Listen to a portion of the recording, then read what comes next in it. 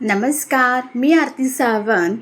आज तुम्हाला मी आमच्या इकडचा रेफ्युजी एरियाच्या समोर निसर्ग असा दाखवते. सुंदर अशी हवा येते आणि बाहेरचा निसर्ग बघितल्यावर मला एक वेगळीच एनर्जी मिळते. तर मी थोडा वेळ का ना होईना मी रेफ्युजी एरियामध्ये येते आणि बाहेरचा असा निसर्ग बघते. तर आणि पक्ष्यांचा इतका छान आवाज येतो ना, तर खरंच बरं वाटतं. मग आता नॉर्मल रुटीनला सुरुवात करूया. ब्रेकफास्टसुद्धा आहे आणि मला दुपारचं जेवणसुद्धा करायचं आहे. मला लवकरच जायचं आहे. आज शनिवार आहे, त्यामुळे शाळा लवकर आहे. सुट्टी नसते शनिवारची, पण हाफ डे असतो. तर त्यामुळे मला सगळी लवकर तयारी करायची आहे. तर चला तर मग आज खूप जिव्हाळ्याचा असा विषय आहे, ते म्हणजे माझ्या मुलीच्या आवडीची अशी थाळी बनवणार आहे. आदल्याच दिवशी माझी मुलगी तिला बटाट्याची कापं अशी तिने ऑर्डर करून सोडलेली की बटाट्याची कापं मला हवी आहे. तर मी तिला सिम्पल असं आणि एवढी गरमी चालू झाली आहे, त्यामुळे सात्विक असं थाळी बरी पडेल. तर मी गोडी डाळ, भात, बटाट्याची कापं आणि सलाड असा हा मेनू ठरवलेला. आणि डाळ चांगली शिजून घेतलेली कुकरमध्ये, त्यामुळे मला बाकीच्या गोष्टी मी त्या साईड बाय साईड करतच होती. आणि बेसिक आपल्याला राई, जिरं, कढीपत्ता, हिरवी मिरची ही मी सगळी घातलेली होती. आणि लसूण घातल्यामुळे फोडणीला इतका सुगंध चांगला येत होता ना, खरंच ठेचून घातलेली लसूण मस्तच लागते. आणि चांगलं परतून घेतलं आहे आणि तिचं आवडीचं सगळ्या अशा गोष्टी बनवत होती मी. आणि इतकं प्रेमाने बनवत होती. रोजच्या रोज तर प्रेम असतंच, पण आज जास्तच होतं. असो, प्रत्येक आई करतच असते आपल्या मुलांसाठी. आणि गरजेनुसार मी पाणी घातलं, मीठ घातलं चवीनुसार आणि ढवळून चांगली डाळीला उकळ आलेली आहे. आणि त्याचबरोबर माझी मुलगी म्हणते, मम्मा डाळ बनवते तर बटाट्याची कापं बनवते ना. तर तिला मी सांगते की हो हो तुला देते मी, काळजी करू नको. तर मी तुला गोडी डाळ, भात आणि बटाट्याची कापं ही दुपारी शाळेतून आल्यावर तुला मिळणार आहे. आणि त्याचबरोबर कोथिंबीर घातलेली. डाळ उकळल्यानंतर खोबरंही तुम्ही घालू शकतात, पण मी खोबरं किसलेलं नव्हतं म्हणून मी कोथिंबीर घातली. आणि त्याचबरोबर मी डाळ चांगली शिजलेली आणि ढवळून घेतली कोथिंबीर वगैरे घालून. आणि आपली तयार झाली गोडी डाळ. त्याचबरोबर पाणी आलेलं, आज लवकरच आलं, अर्धा तास लवकर, त्यामुळे पाणी मी भरून घेतलं. आणि तेल संपलेलं, त्यामुळे मी तेलही भरून घेत आहे, पुसून घेत आहे ह्या स्टीलचा डब्बा. आता मी बटाट्याची कापं बनवत होती. ती आली, ती बाजूलाच उभी होती की बटाट्याची कापं बनव करून. तर तिला काय थारा नव्हता आणि सफेद असा बटाटा, त्यामुळे मसाला बेसिक घातलेले होते, त्यामुळे बटाट्याला सुंदर असा बटाटा दिसत आहे मसाले घातल्यामुळे. त्यामुळे बटाट्याला एक वेगळीच चकाकी आलेली आहे. नॉर्मली आपण बेसिक मसाले घालायचे, धनेपूड, जिरेपूड, मसाला, जे आपले साठवणीतले मसाले आहेत ते घालायचं. मस्तपैकी असं चोळा बटाट्यांना. आणि बटाट्यांमध्ये लक्षात ठेवा की पाणी पूर्णपणे काढा आणि नंतर मसाले लावायचे. अजून बटाट्यांना चकाकी येण्यासाठी मी तांदळाचं पीठ आणि रवा घेतलेला आहे, तुम्ही बघू शकता. आणि मी 2च बटाटे घेतलेले मध्यम आकाराचे, त्यामुळे एवढं मी प्रमाण, थोडंसं 2-3 चमचे तांदळाचं पीठ आणि 1 चमचा रवा घेतलेला होता.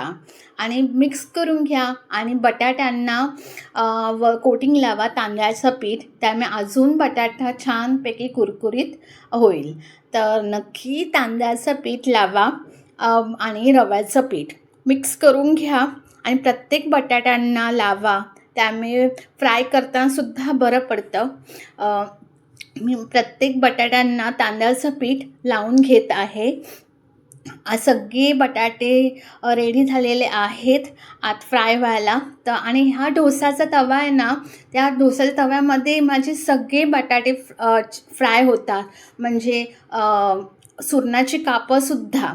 आणि तेल चांगलं पसरून घेतलेलं आहे आणि मी कमीच तेल घातलेलं आहे, जास्त असं घातलेलं नाही आहे.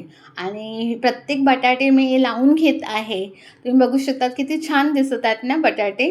आता तेलामध्ये आपण फ्राय करून घेऊया. सगळे बटाटे लावून घ्यायचे आणि साईड बाय साईड लावा आणि स्लो गॅसवरच आपले हे बटाटे फ्राय करून घ्यायचे आहेत, क्रिस्पी असे करायचे आहेत. आणि 7-8 मिनिटांनी पुन्हा आपण हे बटाटे चमच्याने परतून घ्यायचे. आणि अजून बटाटे क्रिस्पी असे झालेले नाही आहेत. तेल कमी वाटत होतं म्हणून मी थोडंसं तेल घालत आहे, जास्त घालायचं नाही आहे. तर थोडंसं घाला आणि पुन्हा आपल्याला बटाटे स्लो गॅसवर फ्राय करायचे आहेत. साईड बाय साईड मी बाकीच्या गोष्टी पण मी करत होती. आता मला उपमा बनवायचा होता, त्यासाठी मी पाऊण कप रवा घेतला, जाडा रवा, आणि चांगला भाजून घ्यायचा. स्लो गॅसवर किंवा फास्ट गॅसवर असाल तर तिथेच थांबा, त्यामुळे रवा करपणार नाही. रवा चांगला भाजून घेतलेला आहे. साधारणतः मला 10-15 मिनटं मी हाच रवा चांगला भाजून घेतला, त्यामुळे उपमा छानपैकी होतो. उपमा किंवा रवा शिरा म्हणजे. आता चांगला भाजला आणि मी डिशमध्ये काढून घेतला हा भाजलेला रवा. आणि कढई गरम असल्यामुळे तेलसुद्धा लगेच गरम झालं. आणि बेसिक आपल्या राई, जिरं, कढीपत्ता, हिरवी मिरची हे सगळं घालायचं. आणि तिला साधा सिंपल असा हा उपमा हवा होता, त्यामुळे मला शेंगदाणे, काजू, मटार हे काय घालायचं नव्हतं. तर सिंपल असा हा साधा असा मी उपमा बनवलेला, पांढरा असा उपमा. आणि तुम्हाला हळद घालायची असेल उपमामध्ये तर तुम्ही घालू शकतात. नॉर्मल मी हळद घालते, पण तिला सफेद उपमा हवा होता, आज तिची ऑर्डर होती, तर असो. तर आज तिची आवड जपवत आहे, नेहमीच जपते पण आज खास अशी जपत होती. तर कांदा घातला, एक मोठा कांदा घेतला. हा 1 कप रवासाठी या 3 जणांना होतो, पण मी पाऊण कप घेतलेला, आज आम्ही दोघीच होतो म्हणून. साईड बाय साईड बटाट्याची कापंसुद्धा आम्ही परतून घेत होती. खालची बाजू अजून आता क्रिस्पी करून घेते 2-3 मिनटं. आता मी पुन्हा उपमा चेक करत आहे. आणि लिंबाचा रस नक्की घाला, चवीनुसार मीठ घाला आणि मिक्स करून घ्या. आणि तेलामध्ये कांदा, सगळ्या गोष्टी आणि भाजलेला रवा घाला, मिक्स करा. आणि त्याचबरोबर मी पाण्याचं प्रमाण जर 1 कप घेत असाल तर 2 कप पाणी घ्या, चांगलं गरम करा आणि फास्ट गॅसवरच उपमा चांगला परतून घ्या. आणि गॅसची फ्लेम आता मी स्लो केलेली आहे. आणि साजूक तूप घाला, त्यामुळे मऊ असा हा पांढरा असा उपमा होईल. इतका मऊ होता ना, मस्तच म्हणजे वाटणारसुद्धा नाही. आणि पाण्याचं एकदम व्यवस्थित मी प्रमाण सांगितलेलं आहे. आता झाकण ठेवलेलं आहे आणि 2-3 मिनटं झालेली आहेत आणि आपली बटाट्याची कापंसुद्धा रेडी झालेली आहे, तुम्ही बघू शकतात, क्रिस्पी अशी. आता 2-3 मिनटानंतर मी पुन्हा चेक करत आहे, तुम्ही बघू शकतात. आपला उपमा रेडी झालेला आहे, मिक्स करून घेतला. आणि मी कोथिंबीर किंवा ओलं खोबरं घातलात तरी चालेल, मी कोथिंबीर घालत आहे. मिक्स करून घेतलं आणि माझं सगळं जेवण रेडी झालं. फक्त मला भात बनवायचा होता, तो मी शाळेतून आल्यावर बनवणार होती. तर मी डिशमध्ये उपमा सर्व केलेला आहे, तुम्ही बघू शकतात. पांढरं असा हा मऊ असा हा उपमा डिशमध्ये मी सर्व केलेला आहे. टॅन. आणि त्याचबरोबर बटाट्याची कापं मस्त मस्त छानपैकी कुरकुरीत अशी झालेली आहेत. तर लहान मुलांना अशी क्रिस्पी अशी आवडतात. थोडी सगळं जेवण झाल्यावर मी ओटा आता क्लीन करत आहे. माझ्याकडे हॅपी प्लॅनेट आहे. ब्रँडचं प्रमोशन नाही करत आहे, पण माझ्याकडे ऑलरेडी होतं, तर मला इझी पडतं साफ करायला. सगळं काही आता क्लीन करून घेते. ओटा सगळं जेवण झालेलं आहे, त्यामुळे ओटा क्लीन करायला बरं पडतं. तर सगळं असं रेडी करून ठेवलेलं आहे. चहा आहे सकाळची, आता मी गरम करून पिणार आहे.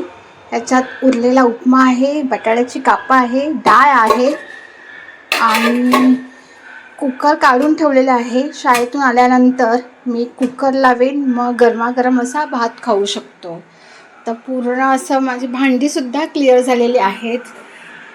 तर सगळं माझं किचनसुद्धा क्लीन झालेलं आहे. वा, तर माझ्या मुलीच्या आवडीचा बेत तयार झालेला आहे. आत्ता जस्ट शाळेतून आलो आणि आता आम्ही जेवणार आहोत. आता संध्याकाळचे 3:45 वाजलेले आहेत. तुम्ही बघू शकतात गरमागरम अशी डाळ आणि भात आहे, गरमागरम भात आणि बटाट्याची कापं तुम्ही बघू शकतात, अतिशय कुरकुरीत अशी झालेली आहे. आणि त्याचबरोबर सलाडसुद्धा आहे. आज मी गाजर घेतलेले आहे. पूर्ण सात्विक अशी दुपारची थाळी तयार केलेली आहे. आज खरं तर म्हणजे मी तुम्हाला नॉर्मली नवऱ्याच्या टिफिनची रेसिपी तुम्हाला दाखवते, तर आज माझ्या मुलीच्या आवडीची रेसिपी मी तुमच्यासोबत शेअर केलेली आहे. कालच ती मला सारखी म्हणत होती की मला बटाट्याची कापं, पण नुसती बटाट्याची कापं आणि बाकी काय बनवू हा प्रश्न पडलेला. तर मी आज गोडी डाळ, भात आणि बटाट्याची कापं आणि सलाड, साधं असं सात्विक असं जेवण मी बनवलेलं आहे. तर तुम्हाला हा सर्व व्हिडिओ आवडल्यास लाईक, शेअर, सबस्क्राईब करायला विसरू नका. Shri Swami Samarth. Bless you. Thank you.